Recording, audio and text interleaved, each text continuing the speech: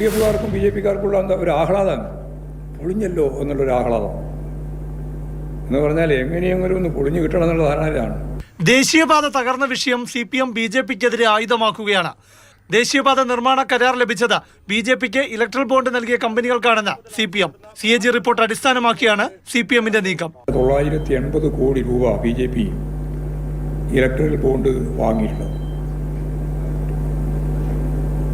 അവർക്ക് 2 റീച്ച് ഈ നാഷണൽ ഹൈവേയുടെ ഭാഗമായിട്ട് ലഭിച്ചിട്ടുണ്ട്. അതേസമയം ദേശീയപാത നിർമ്മാണ പിഴവിൽ കരിമ്പട്ടികയിൽ ഉൾപ്പെടുത്തിയ KNR കമ്പനി ഇലക്ട്രൽ ബോണ്ട് നൽകിയെന്ന് MV ഗോവിന്ദൻ ഉന്നയിച്ചില്ല. അങ്ങനെ വാങ്ങിയാലെന്നാ പറഞ്ഞത്, ആ കമ്പനിയുടെ പേര് ഞാൻ പറഞ്ഞിട്ടൊന്നുമില്ല. അത് രണ്ടാമത് പറഞ്ഞു തെലുങ്കാന കമ്പനിയെ പറ്റി. അതായത് ഇത്തരം കരാർ കമ്പനികളുടെ BJP ബന്ധം രാഷ്ട്രീയ വിഷയമാക്കുകയാണ്. ഇത് പറയുമ്പോഴും കേന്ദ്ര ഉപരിതല ഗതാഗത മന്ത്രി നിതിൻ ഗഡ്കരിയെയോ മന്ത്രാലയത്തെയോ MV ഗോവിന്ദൻ പേരെടുത്ത് കുറ്റപ്പെടുത്തിയില്ല. കരാറുകാർക്കെതിരായിട്ട് കരിമ്പട്ടികയിൽ ഉൾപ്പെടുത്തി വളരെ ശക്തമത്തായ നിലപാട് സ്വീകരിക്കുന്ന സമീപനം സ്വീകരിച്ചിട്ടുണ്ട്. അത് തന്നെയാണ് കേരളം ആഗ്രഹിച്ചത്. മാത്രമല്ല കമ്പനിക്കെതിരെ നടപടിയെടുത്തതിന് പ്രശംസയും. അതേസമയം DPR തിരുത്തിയെന്നാരോപിച്ച കേന്ദ്രമന്ത്രി സുരേഷ് ഗോപിയെ തള്ളുകയും ചെയ്തു. അസംബന്ധം പറയാണ് അങ്ങനെ.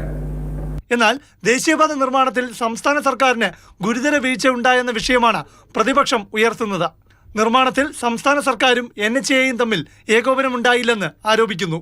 തകർന്ന റോഡിൽ റീൽസ് എടുക്കാൻ മന്ത്രി മുഹമ്മദ് റിയാസിനെ പ്രതിപക്ഷ നേതാവ് വെല്ലുവിളിച്ചു. ഒരു 50ഓളം സ്ഥലങ്ങളിൽ ഹൈവേയിൽ വിള്ളൽ വീണിട്ടുണ്ട്. അവിടെയൊക്കെ പോയി അദ്ദേഹം റീലെടുത്ത് ആ റീല് കേരളത്തിലെ ജനങ്ങൾ മുഴുവൻ കാണട്ടെ. ചുരുക്കത്തിൽ കരാർ കമ്പനിക്കെതിരെ നടപടി വന്നെങ്കിലും സംസ്ഥാനത്ത് ദേശീയപാത വിഷയം കത്തിപ്പടരും. കാലവർഷം ഇങ്ങെത്തുമ്പോൾ ഇനിയും റോഡുകൾ തകർന്നാൽ വിഷയം രൂക്ഷമാകും. പ്രശാന്ത് കൃഷ്ണ, മാതൃഭൂമി ന്യൂസ്, തിരുവനന്തപുരം.